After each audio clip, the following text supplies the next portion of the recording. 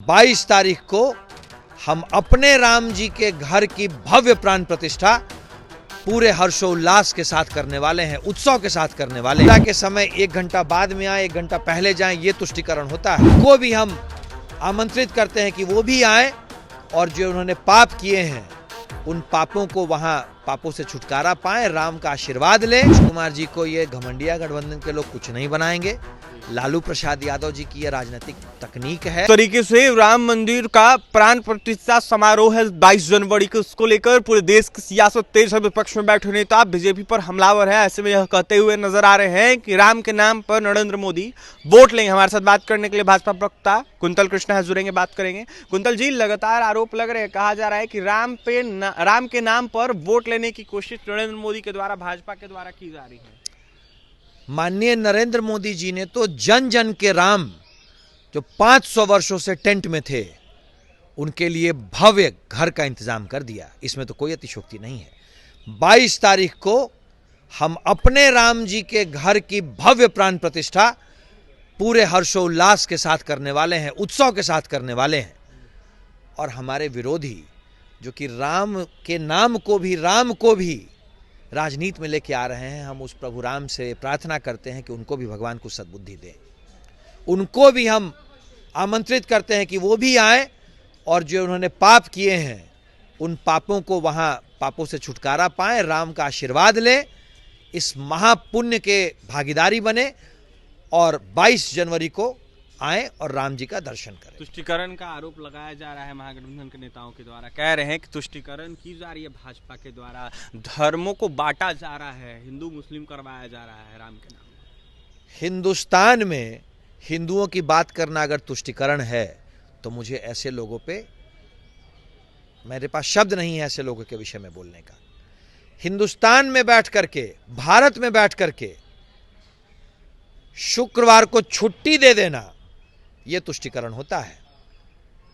रोजा के समय 1 घंटा बाद में आए, 1 घंटा पहले जाएं, यह तुष्टिकरण होता है।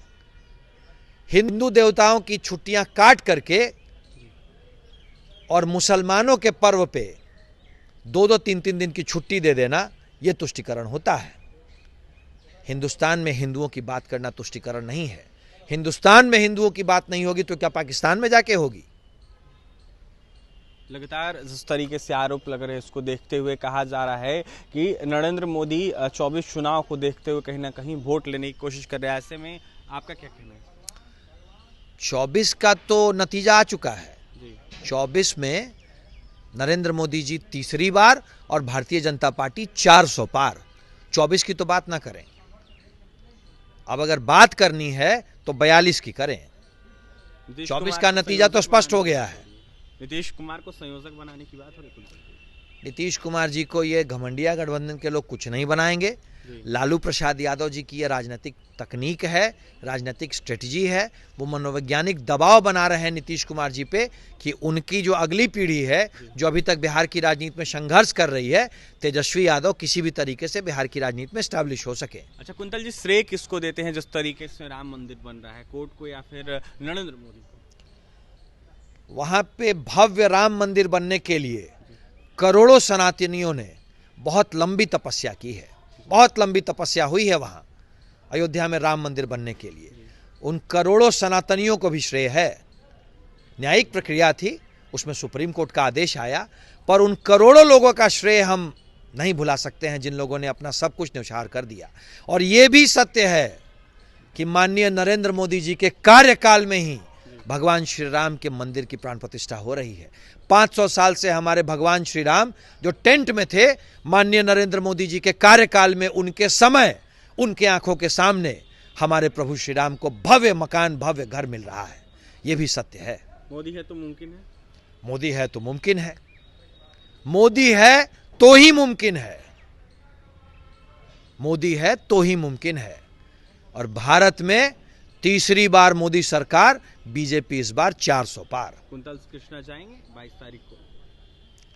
सिर्फ कुंतल कृष्ण नहीं जाएंगे। कुंतल कृष्ण का निवेदन है कि जितने सनातनी हमारे साथ भाई बंधु पहुंच सकते हैं पहुंचे, क्योंकि हम लोगों के जीवन काल में यह स्वर्णिम दिन है। यह दिन फिर शायद हमारे जीवन काल में नहीं मिले। जय श्री राम के नारे से गूंजेगा पूरा देश। पूरा देश गूंज रहा है, पूरा देश गूंज रहा है, गुंजायमान है। जय श्री राम के नारे से गूंजेगा और राम दीपक जलेगा। उस दिन भगवान राम अपने घर में स्थापित होंगे और इसका पूरे हर्षोल्लास के साथ हम इस बात का पर्व मनाएंगे। देखिए पूरा देश गूंज रहा है और आगे भी गूंजते ऐसे ही रहेगा। कुंतल कृष्णा बीजेपी प्रवक्ता क्या कुछ कह रहे थे राम मंदिर को लेकर, महागठबंधन के द्वारा, इंडिया गठबंधन के द्वारा सवाल करने को लेकर, खड़ा करने को लेकर आपने सुना है। ऐसे में कुंतल कृष्णा ने साफ कह दिया है कि कहीं ना कहीं फिर से नरेंद्र मोदी की सरकार पूरे देश में बनेगी और कहीं ना कहीं इसका श्रेय है नरेंद्र मोदी के साथ साथ तमाम सनातनियों को दे रहे थे। और भी तमाम खबरों के लिए NBC 24 के साथ बन रहे हैं। पटना से सहयोगी अमित के साथ अभिषेक रिपोर्ट।